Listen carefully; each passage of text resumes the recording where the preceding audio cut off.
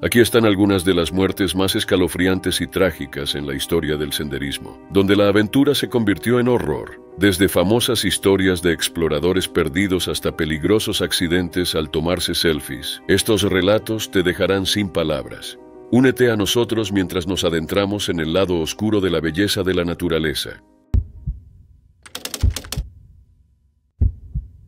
Era la mañana del 27 de septiembre de 2014, e Izumi Noguchi, un hombre japonés de 59 años, estaba escalando el monte Ontak.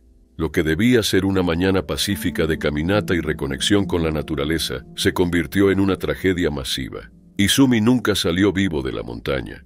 Era empleado de una empresa de construcción. Ávido excursionista, disfrutaba caminando en medio de la naturaleza, a menudo acompañado por su esposa Hiromi. Pero esa mañana Hiromi tenía que trabajar y no pudo acompañarlo. Aún así, Izumi tenía un plan para que su esposa pudiera disfrutar de las vistas de la montaña. Decidió llevar su cámara y tomar tantas fotos como fuera posible. La mañana no solo era hermosa, era perfecta para una caminata. El clima era cálido, el cielo estaba despejado y las hojas otoñales apenas comenzaban a cambiar.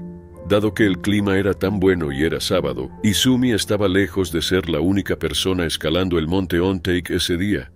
Con más de 3.048 metros de altura, el monte Ontak es un destino turístico popular, especialmente porque sus laderas son suaves y sus senderos accesibles. La montaña atrae tanto a excursionistas experimentados como a principiantes, pero esta no es una montaña ordinaria, es un volcán activo, el segundo más alto de Japón. Izumi Noguchi tomó fotos mientras caminaba, esperando mostrárselas a su esposa. Cuando llegó al monte Ontak, el hombre de 59 años posó para una foto. La imagen muestra a un Izumi sonriente junto a un cartel que indica la altitud de la montaña, pero las cosas tomaron un giro oscuro rápidamente. Eran las 11:52 de la mañana, poco después de que Izumi llegara a la cumbre, cuando ocurrió lo inimaginable. La serena mañana fue destrozada cuando una violenta explosión sacudió el suelo. El monte Ontak entró en erupción, expulsó ceniza, rocas y gases ardientes al cielo, creando una monstruosa columna que se podía ver a kilómetros de distancia. Era un espectáculo asombroso, tan único como aterrador. Izumi agarró su cámara y comenzó a documentar el desastre. Tomó algunas fotos que muestran la enorme columna de ceniza y humo elevándose desde el cráter, oscureciendo el cielo y envolviendo la montaña. Las siguientes fotos capturaron la nube de ceniza y gases creciendo y avanzando. Una imagen final muestra la nube de ceniza casi encima de Izumi Noguchi. La nube parece sólida, como si fuera una pared gris que oculta el paisaje. No fue el único que decidió tomar fotos del desastre, ni el único que murió en la violenta erupción. No se sabe si creía que tendría tiempo para escapar de la calamidad.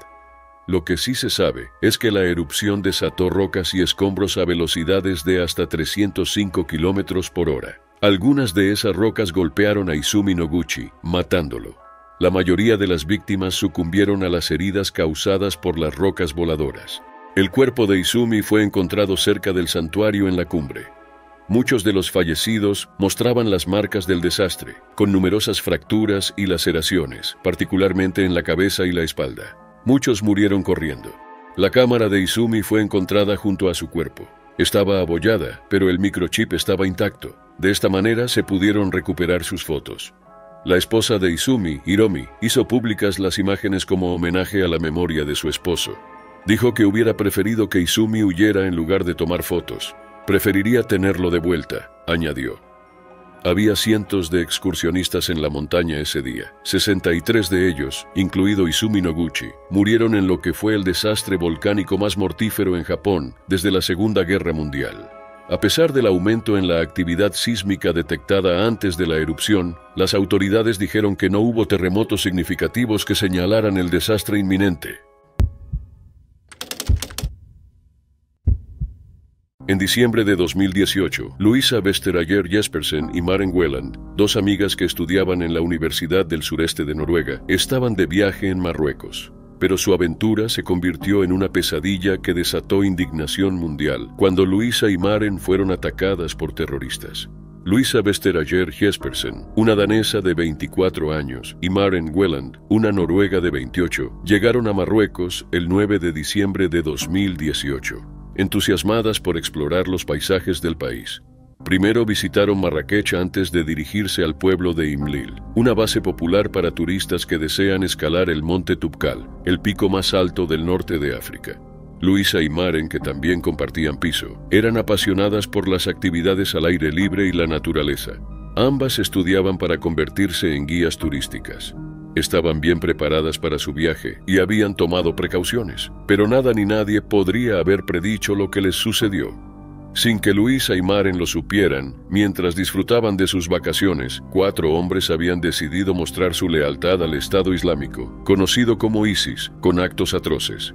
Estos hombres habían jurado lealtad al grupo terrorista en un video compartido en las redes sociales antes del ataque, denunciando a los enemigos de Alá y prometiendo destrucción. Su líder era Abdesamad Ejoud, un vendedor ambulante de 25 años y un imán clandestino. Ejoud, junto con Younes Ouazziyad, de 27, y Rachida Fati, de 33, acordaron llevar a cabo un acto terrorista contra los servicios de seguridad o turistas extranjeros. Tras decidir atacar a turistas extranjeros, viajaron a Imlil en busca de posibles objetivos. Un cuarto hombre, Abderrahim Kayali, que inicialmente formaba parte del grupo, decidió retirarse antes de que se llevara a cabo el ataque, pero no sin antes instruir a los otros 3 sobre cómo usar servicios de mensajería encriptada y armas. Abdesamad Ejoud, Younes Ouazziyad y Rachida Fati observaron a Luisa y Maren durante 4 días antes de decidir atacarlas, eligiéndolas específicamente porque no estaban acompañadas por guías. Atacaron a las mujeres en su campamento. Ejoud y Ouazziyad llevaron a cabo los ataques, mientras que Fati filmó con su teléfono. El video muestra a los atacantes cantando eslóganes yihadistas mientras asesinaban a Luisa y Maren. Usando frases como «enemigos de Alá» y «venganza por nuestros hermanos en Hajin», los atacantes promovieron sus objetivos radicales. La mañana del 17 de diciembre de 2018, 2 excursionistas franceses encontraron una escena espantosa. Descubrieron los cuerpos decapitados de Luisa y Maren. Sus cuerpos estaban mutilados, un contraste escalofriante con el entorno pacífico. Los 2 excursionistas franceses alertaron a las autoridades y la investigación comenzó rápidamente. El horroroso video de los asesinatos se compartió ampliamente, amplificando el terror. Las autoridades marroquíes y noruegas verificaron la autenticidad del video y su circulación añadió más miedo e indignación. 18 personas fueron arrestadas en relación con los asesinatos. Los principales sospechosos, incluidos Ejoud, Ouazziyad y Fati, fueron detenidos en Marrakech mientras estaban en un autobús, aún en posesión de las armas homicidas. La investigación reveló sus profundas conexiones con ISIS, ya que Ejoud había sido encarcelado previamente por intentar unirse al grupo en Siria. Los 3 hombres fueron acusados de los asesinatos, mientras que varios otros enfrentaron diversos cargos relacionados con el terrorismo. Muchos en todo el mundo creyeron que solo la pena de muerte podría hacer justicia para las víctimas y brindar algo de paz a sus familias. Las familias de las víctimas, especialmente la madre de Luisa, expresaron su profundo dolor y el vacío irreparable que dejaron los asesinatos. Ella también pidió la pena de muerte. En julio de 2019, Ejoud, Ouazziyad y Fati fueron condenados a muerte, a pesar de que no se han llevado a cabo ejecuciones en Marruecos desde 1993. Sus acciones filmadas en detalle espeluznante no dejaron dudas sobre su culpabilidad. Abderrahim Kayali, el 4º miembro del grupo, fue inicialmente condenado a cadena perpetua, pero su sentencia fue elevada a la pena de muerte. Kayali se quitó la vida en prisión mientras esperaba su ejecución.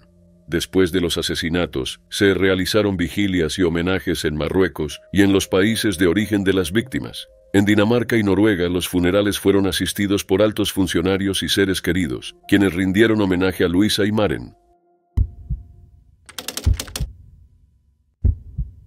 El 9 de agosto de 2019, Simon Gautier, un estudiante francés de Historia del Arte de 27 años que estudiaba en Italia, se dispuso a explorar la belleza salvaje de la costa cerca de Belvedere di Ciolandrea, en el municipio de San Giovanni a Piro, Italia.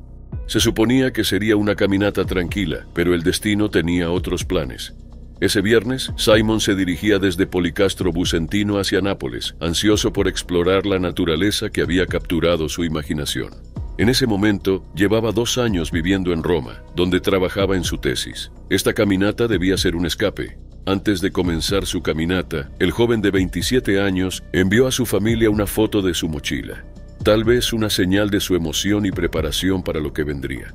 Lo que debía ser un día de descubrimiento se convirtió en una tragedia. En algún momento durante su caminata, la suerte abandonó a Simon. Cayó por un acantilado, rompiéndose ambas piernas en el proceso. El dolor era insoportable, algo que nunca había experimentado antes, pero Simon estaba vivo y consciente. Tenía que pedir ayuda. A pesar del dolor y el pánico que debió sentir, Simon Gauthier logró llamar a los servicios de emergencia. Les dijo que estaba en medio de la nada, en la costa, y que podía ver el mar, pero no sabía dónde estaba. Agregó que se estaba muriendo de dolor. Tristemente, las palabras de Simon fueron proféticas. Ni siquiera una hora después estaba muerto debido a la grave pérdida de sangre. Probablemente, Simon pasó sus últimos momentos en la tierra con dolor y miedo, esperando ser rescatado. Pero sin que él lo supiera, las autoridades enfrentaban varios problemas. El área escarpada donde Simon cayó hacía casi imposible localizarlo con precisión. Los servicios de emergencia italianos, obstaculizados por la falta de tecnología de geolocalización para llamadas de emergencia, un sistema propuesto en 2009 pero nunca implementado, lucharon por organizar una búsqueda efectiva. El retraso fue crucial. Según algunas fuentes, tomó 28 horas para que los equipos de rescate comenzaran su búsqueda. Los amigos y la familia de Simon, quienes mientras tanto habían viajado desde Francia para ayudar en los esfuerzos de rescate, estaban devastados y decepcionados por los aparentes retrasos e ineficiencias. A medida que pasaban los días, más de 100 rescatistas, incluidos bomberos, rescatadores alpinos y un equipo de helicópteros, fueron desplegados para recorrer el terreno peligroso y los acantilados. Pero no había rastro de Simon, y nadie sabía que él ya había fallecido. La búsqueda fue complicada y delicada. Involucró equipos que escaneaban el área con drones, binoculares, e incluso emplearon perros rastreadores para seguir cualquier posible pista. El 19 de agosto de 2019, tras 10 días agonizantes, un rescatista avistó la mochila de Simon Gauthier a través de binoculares. Poco después, los rescatistas encontraron manchas de sangre cerca de la mochila, lo que los llevó a su cuerpo sin vida en el fondo de un barranco. Sus restos fueron recuperados, pero el hallazgo trajo poco consuelo a quienes habían mantenido la esperanza de un desenlace diferente. Una investigación preliminar reveló que Simon probablemente sucumbió a sus heridas entre 40 y 45 minutos después de su caída, tras haberse seccionado una arteria en la pierna y desangrarse. Esto añadió otra capa de tragedia, pero también un tipo extraño de consuelo, ya que Simon no sufrió durante días, como sus amigos y familiares habían temido. Posteriormente, sus padres consideraron iniciar una investigación sobre las circunstancias de su muerte, cuestionando la eficacia de la operación de rescate. El presidente del sistema de respuesta de emergencia italiano 118 destacó las flagrantes deficiencias en los servicios de emergencia de Italia, enfatizando que Simon podría haber sido geolocalizado rápidamente y quizás salvado si se hubiera implementado la directiva de la UE de 2009 sobre la geolocalización de llamadas de emergencia. En abril de 1992, un estadounidense de 24 años llamado Christopher McCandless hizo autostop desde Dakota del Sur hasta Fairbanks, Alaska. Desde allí se apartó de la sociedad, eligiendo la naturaleza de Alaska como un lugar para poner a prueba su filosofía de vida y vivir lo más honestamente posible. Christopher McCandless nunca salió de la naturaleza de Alaska, pero se convirtió en uno de los aventureros estadounidenses más famosos, cuya historia aún sirve como advertencia e inspiración para aquellos que desean perderse en la naturaleza. Después de graduarse de la Universidad de Emory en Georgia en 1990, vendió todas sus pertenencias, donó todo su dinero y emprendió un viaje por Norteamérica, haciendo autostop hacia Alaska en abril de 1992. Quería escapar de las limitaciones de la civilización y la sociedad y vivir de la tierra, inspirado por las obras de sus héroes literarios como Jack London y Henry David Thoreau.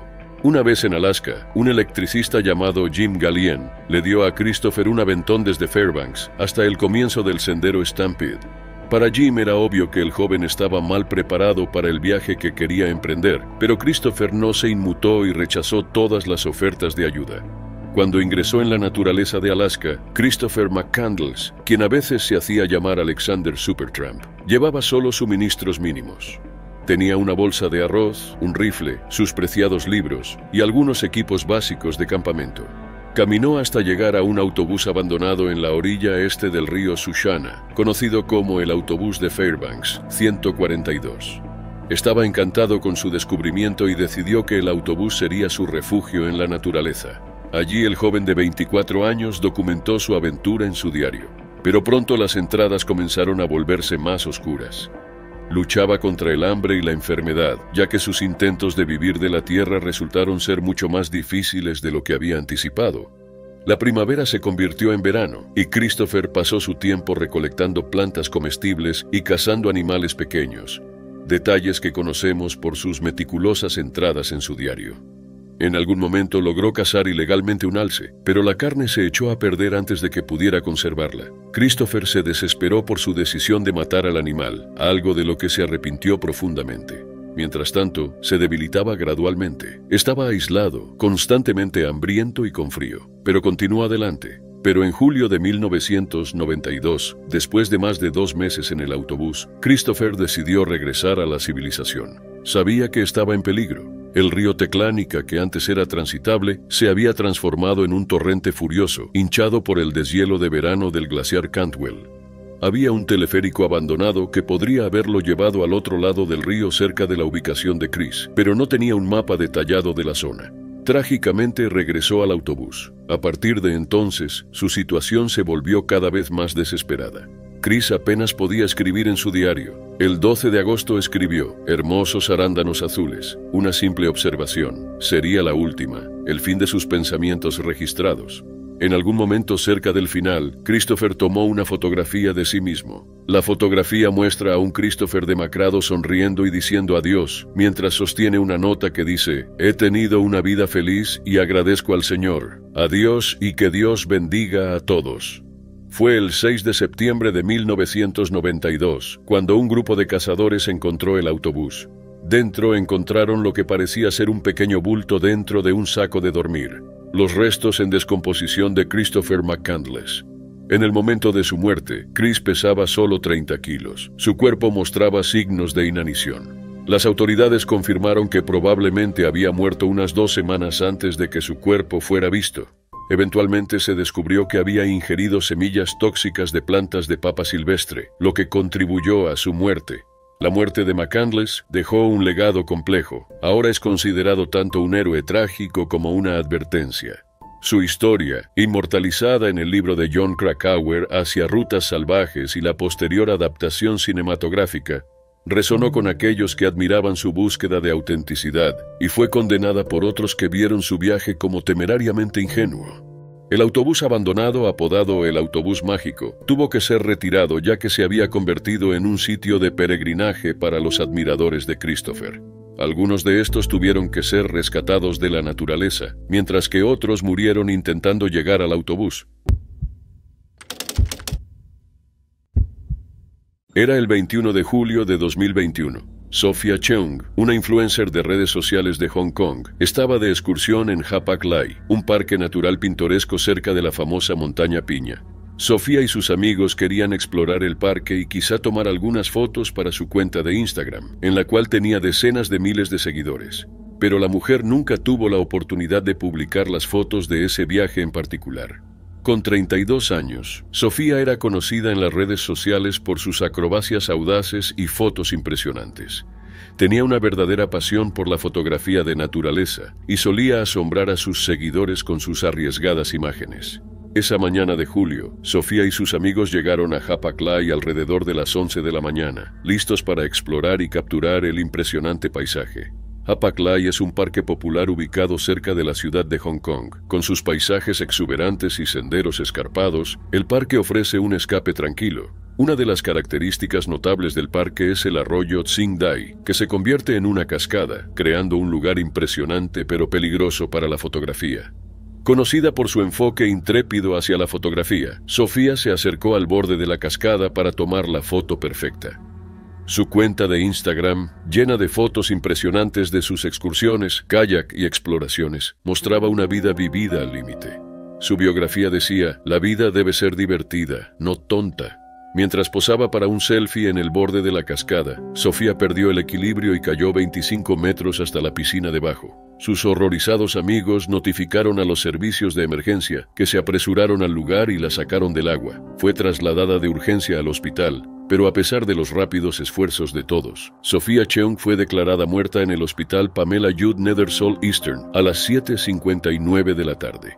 La noticia de la muerte de Sofía se difundió rápidamente, pero mientras sus admiradores la lloraban, otros creían que Sofía era completamente responsable de su muerte.